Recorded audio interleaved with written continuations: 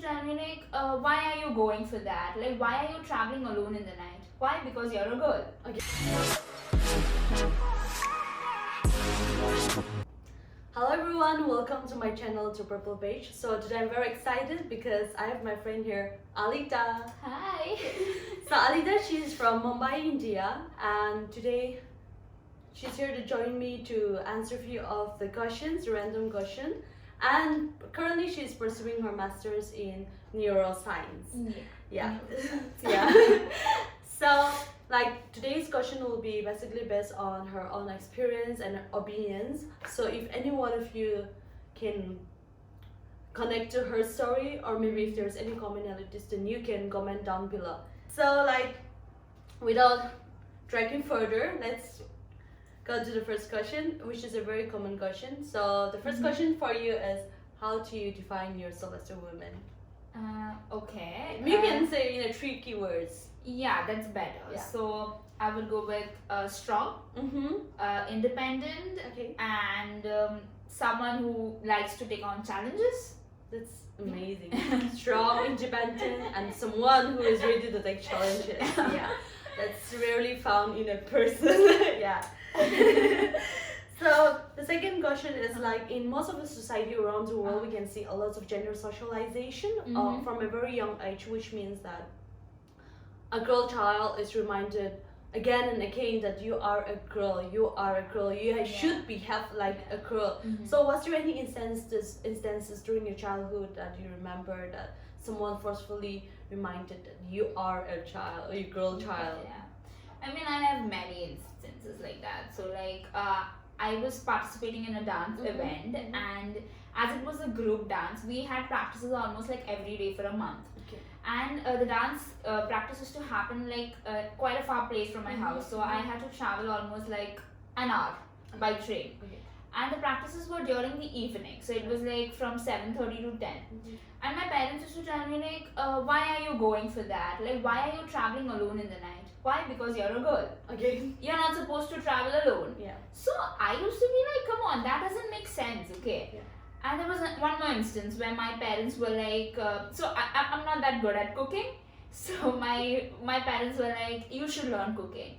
What will you do after marriage? Like, I'm like, come on, marriage doesn't mean that the girl needs to know cooking. I mean, like, come on, we both of us can share, you know, like we can learn together or something. And one more instance which I like clearly remember was like, I was wearing a dress once, and my mom was like, come on, sit properly, like cross your legs, or you know, like sit like a girl. Yeah, sit like a girl. And I'm like, okay, like I do that. Like you're a girl, so you're supposed to sit elegantly. You're supposed to cross your legs. You are not supposed to like keep your legs open or something. But yeah, there's a few of my instances. That happens to me too. Like even till date, I'm very conscious to where I sit when I wear a skirt, because I have to make sure that I sit like a girl. Yeah, like elegant. Yeah, like a girl. Yeah. Yeah. So, do you think that like that instances have affected a lot even till date as a woman? Like, does it remind you again constantly? Yeah, I would say that, because like even like now, like after becoming like big, like an adult, like even when I wear a skirt or a dress, I'm very conscious about it, like the way I sit. Like I will, like whenever I'm sitting, like is my legs properly kept, or like is my legs crossed, or like is it too short, like is there anything seen? Yeah. Like I'm just like pulling down things. So I'm very conscious about it, and even that thing haunts me. Like, you know, I'm a girl, so I have to be very conscious, you know, so that people don't judge me. Exactly. So yeah, it affected me a Yeah, lot. society have Yeah, a lot of things to do of what we do today. Yeah. So the next question is a little bit different from what we have discussed so far. Okay. So the next fourth question is like about neuroscience. Because like I cannot imagine myself studying neuroscience. I never thought of studying neuroscience, and that's the reason why I'm not studying neuroscience. Yeah. So yeah, it's really amazing to know someone who studies neuroscience. So what motivates you to study neuroscience of all the other streams in the world? I mean, as we all know, neuroscience is the study of human brain. I mean, it's very exciting. I mean, like when you look at a person, don't you think like what is going on in their brain? Like, come on, like why is that person behaving like that? I mean, is it because the way he has been brought up, or is it because of the environment in which he was brought up? So I'm very curious about such things. Also, I would like to help people who are going through depression and who have mental disorders, because back in my hometown, no one speaks about mental issues. I mean, it's completely just neglected. Right. So I have seen my friends who have gone through depression, and like it's a really sad thing. So I would actually like to study and help people who are disturbed by mental issues. That's so wonderful. Yeah, but I should be careful when I'm near you. It's okay. I should say. Can you even see what I'm thinking? So the next question is like, how was it difficult or easy for you to get out of your house and from India and go study abroad? I mean, like, my mom was pretty supportive about what I was doing, and even my dad was kind of supportive, but then again, funding issues was kind of a big thing. But then, out of nowhere, my relatives started interfering. So, my relatives were like, obviously, they didn't tell me, they told my parents, like, why are you sending her abroad? Like, why can't she study in India? Or, like, why are you wasting money on her? And I'm like, okay, like, come on, it's my parents' responsibility to teach me. So, like, I mean, whatever they are doing, why do you care? So, as like everyone gets influenced by what people say, even my dad got influenced, and he was like, why do you want to go abroad? Like, now he had a second thought. Yeah, he had a second thought. He was like, why can't you just study over here? We'll save money, and you can just do your degree over here. And I'm like, no, I want to go abroad. And my mom was pretty supportive about it. So, I'm here. Because in India, like, they don't want to invest more on women. Yeah, exactly. Because anyways, at the end of the day, the marriage is marriage. So. And maybe they think that India is more safer for you than going abroad. Might be. I don't know. Like, even that might have been a thing because I'm coming here alone. At such a young age. Yeah, so even that might be a thing. Yeah, she's very young actually. Not that young. Okay, come on. Okay, so you say that your relative, everyone thinks, most of the people thinks that it is not safe to stay outside. But do you think like living in India itself was safe for you as a woman? No, I definitely don't think so, and I don't think any woman feels safe in India because whatever is happening, like all the current issues, all the rape cases, and I don't even want to say what is happening. So I don't feel safe in India. So like you don't feel safe. Maybe you have some experiences, like everyone has their own experience of like abuse story, like verbally, physically. So would you like to share any of it? Yeah, I mean, like if you're from India, you'll definitely have an abuse story. So like I have like 2-3 actually, and I would like to share. So I was traveling once to my friend's place, and I was waiting at the station for the train to arrive. So I went and sat on a bench nearby, and there's this guy who just comes up to me. So there was space besides me. So I thought he wants to sit down. So I sat there and I didn't do anything. And suddenly this guy started moving closer towards me, and then suddenly he's like rubbing his hand on my upper arm. And I'm like, come on, that's something wrong. So I just got up from there and I walked ahead. So that, like I am safe, like nothing happens. And again, this is in broad daylight, okay? It was like just 2 or 3 in the afternoon, which is like really weird. Yeah, everyone is busy. Like people are around us. And then suddenly the train arrives and I get into ladies' compartment, and for some reason the ladies' compartment was empty that day. Like I was unlucky. And I got in, and this guy is trying to enter the ladies' compartment, which is not allowed. So like I told him politely, like I was like, excuse me, you're not supposed to enter this, but this is a ladies' compartment. And what he said next was really bad. Like he just goes like, can I have your vagina? And I'm like obviously he told it in Hindi, which like I don't even want to say it's that bad. So I was like, I froze, I didn't know what to say, because what if he just enters the compartment? There's no one in the compartment. So I froze and I didn't know what to do, but still I had to say something, otherwise he'll enter the compartment. So I gave him bad words, like I literally started yelling at him, and then even he got annoyed. So even he started giving me bad words. And the best part is the train hasn't left the station yet. There are people standing around, on the station. There are men standing around, and they're just looking at us. Because they're enjoying the show. Yeah, they're just enjoying the show. And I'm like, come on, do something. No, they're just enjoying the show. They're just looking and staring at me. Who wins?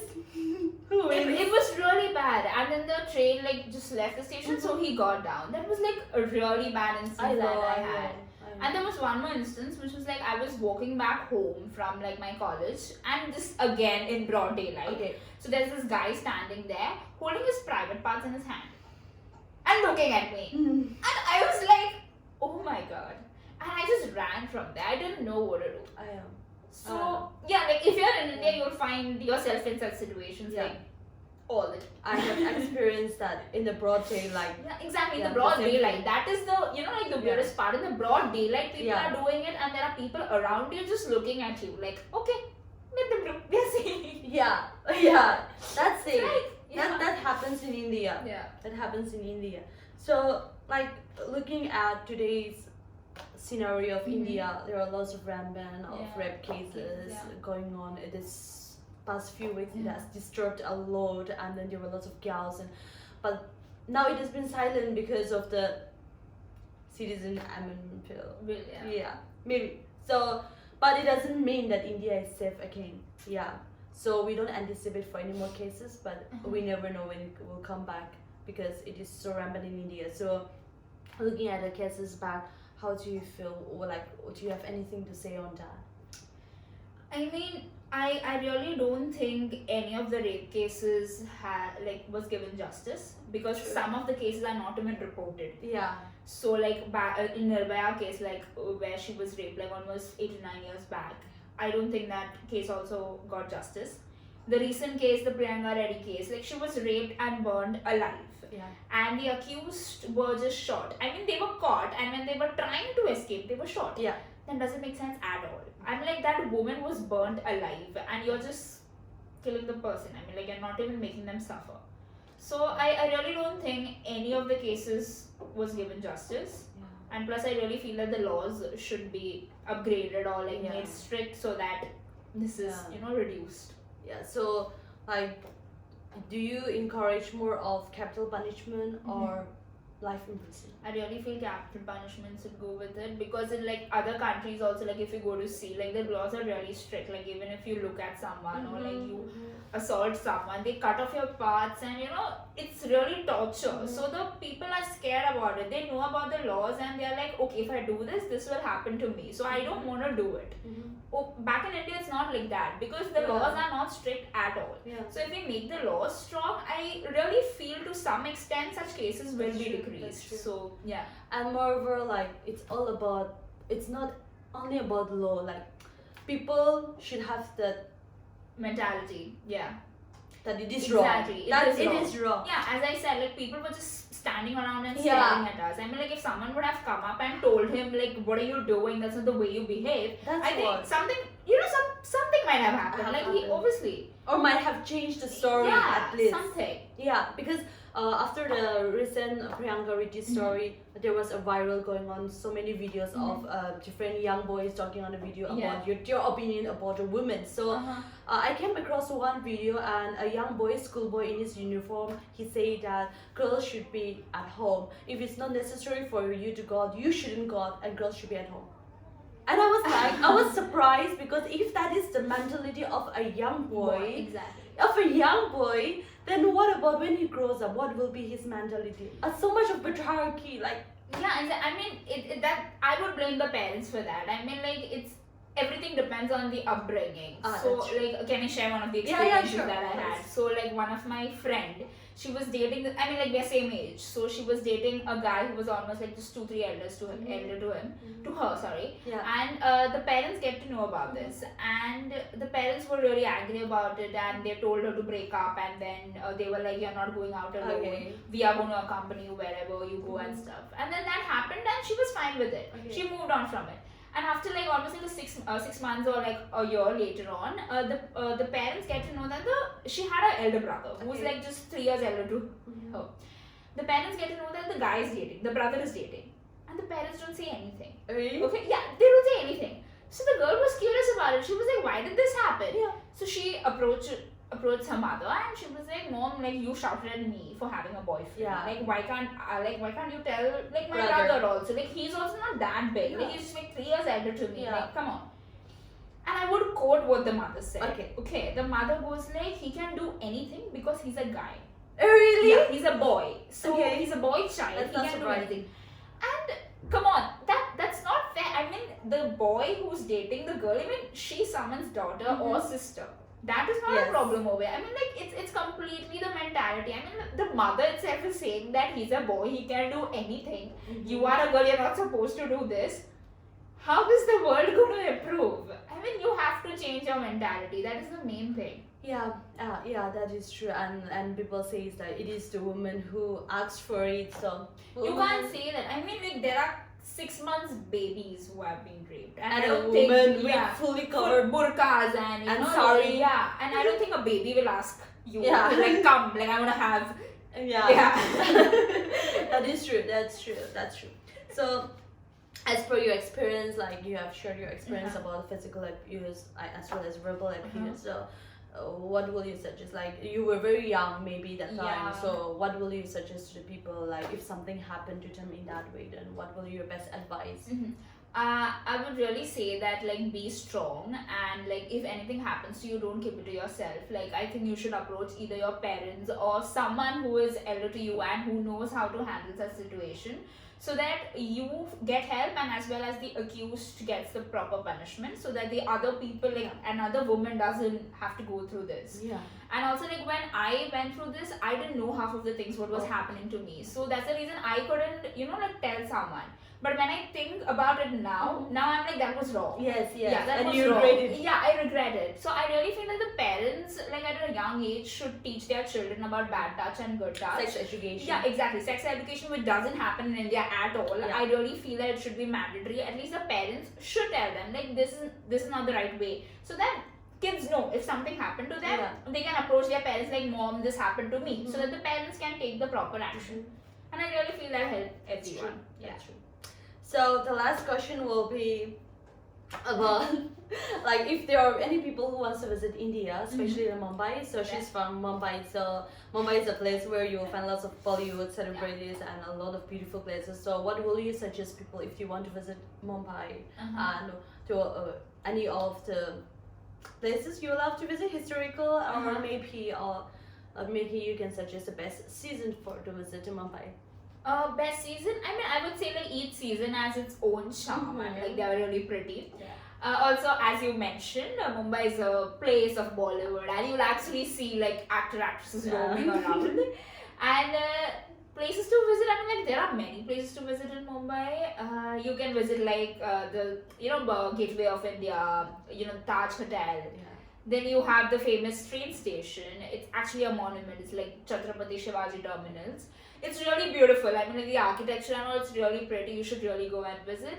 And then if you're a fan of street shopping, you should go to Colaba Causeway, Bandra, Fashion Street, Crawford Market. Even Marine Drive?